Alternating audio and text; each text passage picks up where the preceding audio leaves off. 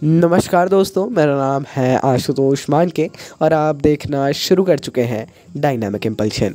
आज के इस वीडियो में हम बात करेंगे 3 अप्रैल 2023 के करंट अफेयर्स को।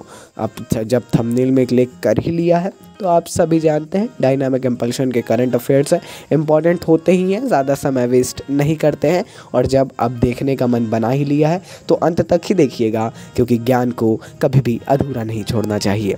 तो चलिए शुरू करते हैं आज के इस वीडियो को सबसे पहली और इम्पॉर्टेंट जानकारी के साथ। सबसे पहली जानकारी, केंद्रीय पतन, पोत, परिवहन और जलमार्ग मंत्री सर्बानंद सोनोवाल ने राष्ट्रीय रसद पोर्टल समुद्री सागर सेतु ऐप संस्करण लॉन्च किया है। नाम याद रखिए, सागर सेतु। ये राष्ट्रीय रसद पोर्टल का एक ऐप है जो कि केंद्रीय पतन, पोत, परिवहन और जलमार्ग मंत्रालय के अंडर में आएगा। ऐप लॉगिन मॉड्यूल, सर्टिफिकेशन और ट्रैक एंड ट्रेस आदि जैसी सुविधाओं को सक्षम करेगा, जिसमें अभी वर्तमान में कठिनाई हो रही है ना। तो अब इसको और आसान कर दिया जाएगा। हालांकि हमने एक बार इसकी जानकारी आपको दी थी, लेकिन अब इसको आधिकारिक तौर पर लॉन्च कर दिया गया है, इसीलिए एक बार और इसकी जानकारी दे रहे हैं। और जो नए व्यूअर्स हैं उनको भी इसके बारे में पता लग जाएगा, और आपका भी अगर आपने पहले देखा हो तो रिवीजन हो जाएगा। आगे बढ़ते हैं। India post payments bank IPPB ने एयरटेल के सहयोग से, अर्थात एयरटेल के साथ में नई दिल्ली में IPPB ग्राहकों के लिए व्हाट्सएप बैंकिंग सेवाओं की शुरुआत की ना। नई दिल्ली में इस व्हाट्सएप बैंकिंग सेवाओं की शुरुआत हुई है। यह इंडियन पोस्ट पेमेंट बैंक ग्राहकों को व्हाट्सएप पर बैंक के निर्बाध रूप से जुड़ने में सक्षम करेगा, जैसा कि बहुत से बैंक आजकल कर भी रहे हैं। ये अकेले नहीं कर सकता था, इसीलिए इन्होंने एयरटेल का सहयोग लिया है ना, और ऐसा किया। ये जुड़ने में सक्षम करेगा, जिससे लोग सहजता से कई बैंकिंग सेवाओं का लाभ घर बैठे और आसानी से उठा पाएंगे, जिसमें बहुत सी ऐसी चीज़ें होंगी जो कि आपको दिखाई भी जा रही हैं। आइए आगे बढ़ते हैं अगली जानकारी की ओर। देखते हैं अगली जानकारी। मणिपुर सरकार ने म्यांमार के उन शरणार्थियों की पहचान करने का फैसला लिया जो राज्य में रह रहे हैं, और उन्हें निर्दिष्ट केंद्रों पर रखा जाएगा। आपको पता होगा कि मणिपुर और म्यांमार ये दोनों राज्य लगे लगे हैं, है ना। अब देखिए, आप जानते होंगे फरवरी 2021 में म्यांमार में सैन्य तख्ता पलट के बाद लगभग 5000 अप्रवासी म्यांमार से भाग गए थे, जिनमें से कुछ मणिपुर में भी आए थे। तो अब इनकी पहचान मणिपुर सरकार के द्वारा की जाएगी और इन्हें सही निर्दिष्ट केंद्रों पर रखा जाएगा, है ना, जिससे आगे भी सुविधा हो और कोई परेशानी ना हो, जो कि एक अच्छा फैसला है। आइए आगे बढ़ते हैं अगली जानकारी।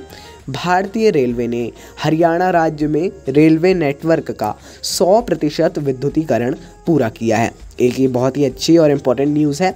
भारतीय रेलवे का विद्युतीकरण, जैसा कि आप लोग स्वयं देखते होंगे कि अब बहुत ही हद तक बहुत ही ज़्यादा हो गया है, लेकिन 100% की यदि बात की जाए तो यह 100% रेल नेटवर्क विद्युतीकरण हासिल करने वाला पहला भारतीय राज्य भी बन गया है।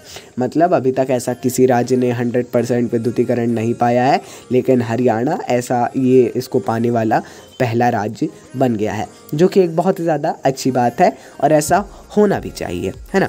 तो चलिए और अच्छी बात भी है, जैसा हमने बताया। आगे बढ़ते हैं, देखते हैं हम अपनी अगली जानकारी। एक्सिस बैंक ने डिजिटल भुगतान स्वीकार करने के लिए पिन ऑन मोबाइल तकनीक पर आधारित एक भारतीय पॉकेट साइज स्वाइप मशीनें माइक्रोपे लॉन्च की। बहुत ही अच्छा एक आप कह सकते हैं कि नई टेक्नोलॉजी का एक नया इनिशिएटिव है। ये जो है ये पिन ऑन मोबाइल तकनीक पर आधारित पॉकेट साइज स्वाइप मशीनें होंगी। इसको माइक्रोपे नाम दिया गया है। यह एक व्यापारी के स्मार्टफोन को पॉइंट ऑफ सेल टर्मिनल में बदल देता है, जिससे ग्राहकों को डिजिटल भुगतान करने में और ज़्यादा आसानी होगी। लेकिन इसको देखिए, केवल आई थिंक एक्सिस बैंक वाले ही इसको वो कर पाएंगे ऑब्वियसली, क्योंकि इन्होंने लॉन्च किया है। बाकी अन्य जानकारी आप अवश्य देखिएगा, मैं श्योर नहीं हूँ। आइए आगे बढ़ते हैं। रक्षा क्षमताओं को बढ़ाने के लिए MOD अर्थात मिनिस्ट्री ऑफ डिफेंस रक्षा मंत्रालय ने BEL NSIL के साथ अनुबंध किया है। ये दोनों बड़ी बड़ी कंपनियां हैं, आप लोग जानते होंगे। रक्षा मंत्रालय ने देश की रक्षा क्षमताओं को बढ़ाने के लिए 5,400 करोड़ रुपए के 3 अनुबंधों पर हस्ताक्षर किए हैं। ये भारत इलेक्ट्रॉनिक्स लिमिटेड BEL के स्वचालित वायु रक्षा नियंत्रण और रिपोर्टिंग प्रणाली प्रोजेक्ट आकाश तीर की खरीद के लिए पहला अनुबंध है। और बाकी आप इसकी और जानकारी अवश्य लीजिए। 5,400 करोड़ रुपए का अनुबंध है, वो भी 3-3, आम बात नहीं है, थोड़ा सा आप पढ़ सकते हैं, है ना। रक्षा मंत्रालय की न्यूज़ आजकल लगभग रोज़ आ रही है। आइए आगे बढ़ते हैं, देखते हैं अगली जानकारी को। संघाई सहयोग संगठन SCO के सदस्य देशों के राष्ट्रीय सुरक्षा सलाहकारों की बैठक नई दिल्ली में भारत में आयोजित की गई थी, है ना। समय हो गया है थोड़ा सा इसको तो कि देखिए जो SCO है, शंघाई सहयोग संगठन, है ना, शंघाई कोऑपरेटिव ऑर्गेनाइजेशन, इसके जो सदस्य देश हैं इनके राष्ट्रीय सुरक्षा सलाहकारों की बैठक हाल ही में नई दिल्ली में हुई। क्यों हुई? क्योंकि भारत शंघाई सहयोग संगठन 2023 का वर्तमान अध्यक्ष है ना। अब अपने राष्ट्रीय सुरक्षा सलाहकार कौन है? आप सभी को पता है, अजीत डोभाल जी हैं अभी वर्तमान में अपने राष्ट्रीय सुरक्षा सलाहकार। आइए आगे बढ़ते हैं, देखते हैं हम अपनी अगली जानकारी को। अगली जानकारी, तेलंगाना सरकार के नगर पालिका प्रशासन और शहरी विकास मंत्रालय ने हैदराबाद और उसके पास के 50 निकायों के कायाकल्प और विकास के लिए एक कार्यक्रम शुरू किया है।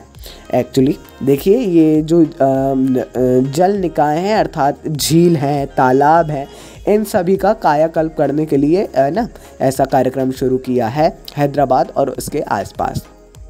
मंत्री के तारक रामा राव ने खासगुड़ा झील में झील विकास कार्यक्रम का उद्घाटन किया। ऐसा ये बहुत ही ज़्यादा अच्छा इनिशिएटिव है, बहुत ही ज़्यादा अच्छी पहल है, नवाचार है। झीलों और इन सारी चीज़ों का धीरे धीरे आधुनिकीकरण आने से और ज़्यादा अन्य कारणों से ये धीरे धीरे अब ख़त्म होती जा रही है, लेकिन राज्य सरकार और केंद्र सरकारों को आगे आना पड़ेगा इसके लिए, है ना। प्रशासन शासन को ध्यान देना होगा, जो कि अब दे भी रही है। अमृत सरोवर योजना के बारे में भी आप पढ़ सकते हैं। तो चलिए दोस्तों, ये थी अंतिम जानकारी। अपन मिलते हैं अगले वीडियो में। नमस्कार। Dynamic impulse.